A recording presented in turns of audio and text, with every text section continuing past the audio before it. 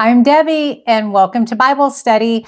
Today we're in chapter 8 in the book of Proverbs, and we're going to be reading about wisdom's call.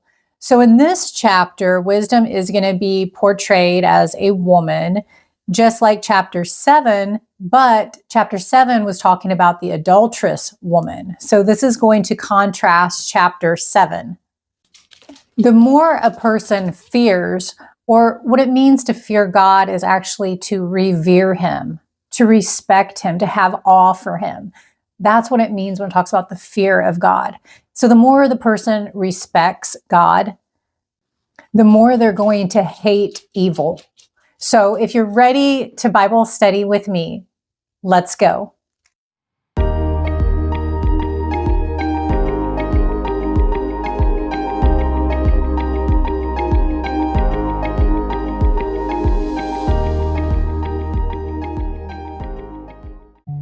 Dear Heavenly Father, we come to you with thanksgiving, and we ask that you give us knowledge, understanding, and wisdom as we study your word together today.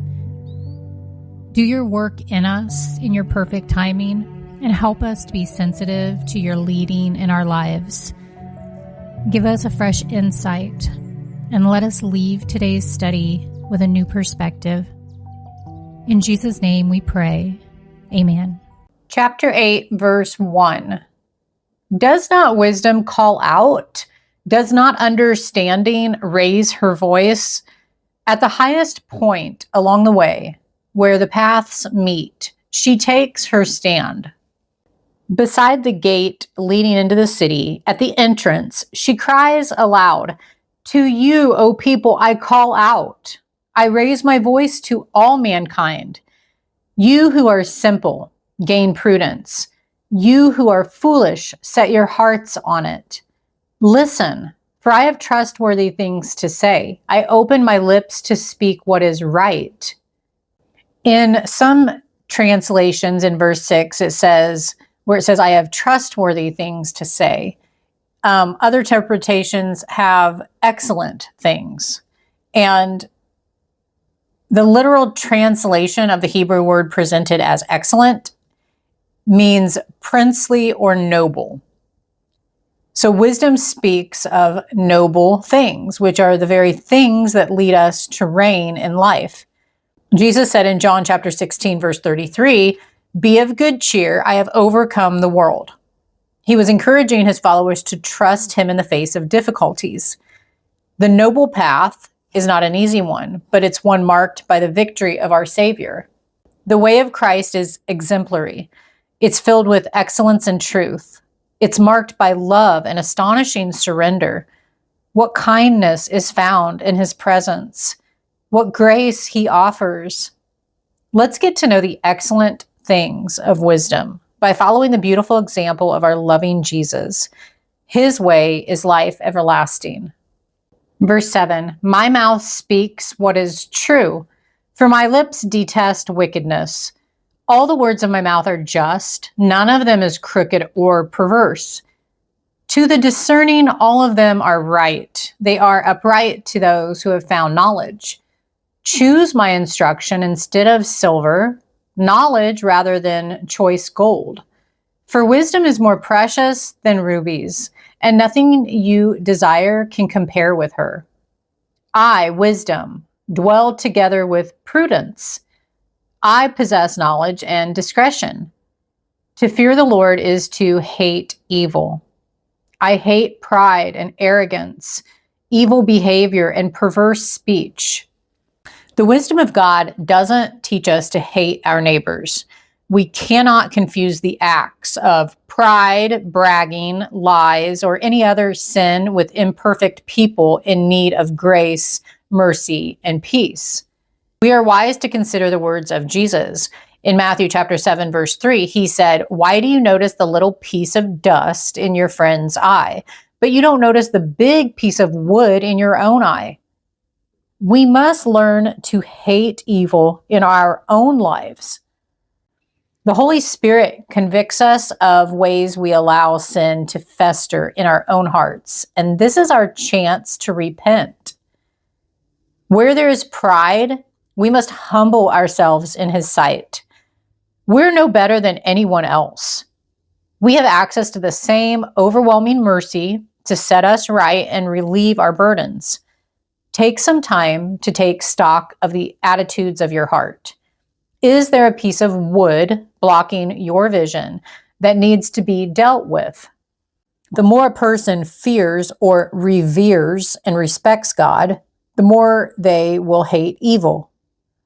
Love for God and love for sin cannot coexist. Harboring secret sins means that you're tolerating evil within yourself. It may seem safe for a while, but sin will ultimately strangle you. Make a clean break with sin and commit yourself completely to God. If you're not laser focused on moving toward a deeper relationship with God, then you're actually moving away from him. Verse 14, counsel and sound judgment are mine.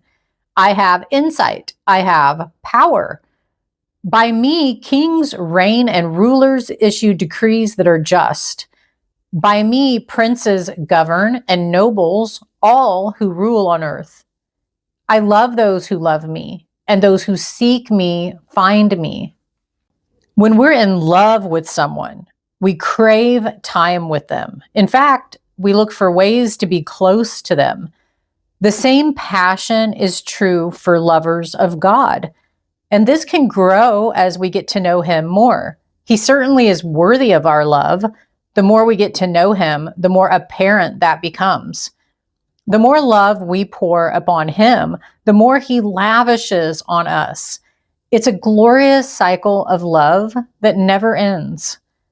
When was the last time you spent time with God for the sheer delight of his presence? He is so very near, and he loves to draw close to you when you turn your attention to him.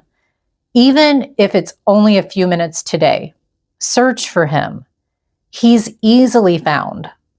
Verse 18, with me are riches and honor, enduring wealth and prosperity. My fruit is better than fine gold. What I yield surpasses choice silver.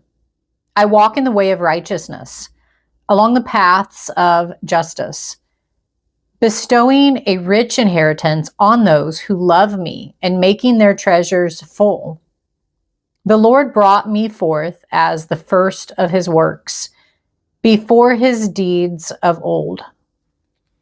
I was formed long ages ago, at the very beginning, when the world came to be. When there were no watery depths, I was given birth. When there were no springs overflowing with water, before the mountains were settled in place, before the hills, I was given birth. Before he made the world or its fields or any of the dust of the earth. I was there when he set the heavens in place, when he marked out the horizon on the face of the deep, when he established the clouds above and fixed securely the fountains of the deep, when he gave the sea its boundary so the waters would not overstep his command, and when he marked out the foundations of the earth. With wisdom by his side, God created the universe. We're right to be awed by this. It's impossible to comprehend the ways of God. The steps of creation are literally amazing. In the Word, we have insight into our purpose. The borders of the sea were set by the order of the Almighty, and wisdom was there. The foundations of the earth were laid. Wisdom was there. Wisdom is a force. It's with God forever. It's ours to learn and discover by following and knowing God. Without wisdom, we're missing God himself. Pursuing God brings wisdom into our lives in wonderful ways. Verse 30, then I was constantly at his side. I was filled with delight day after day, rejoicing always in his presence, rejoicing in his whole world, and delighting in mankind. God says that wisdom is primary and fundamental, the foundation on which all of life is built. In the New Testament, The apostles Paul and John may have alluded to some of Solomon's statements about wisdom to describe Christ's presence at the creation of the world. I'll put scripture on the screen from Colossians and Revelation. Verse 32, "Now then, my children, listen to me. Blessed are those who keep my ways. Listen to my instruction and be wise. Do not disregard it. Blessed are those who listen to me, watching daily at my doors, waiting at my doorway." Walking with the Lord is a lifelong commitment that is marked by constant communication and moment-by-moment loyalty. God is always available, and He's ready to speak to our circumstances.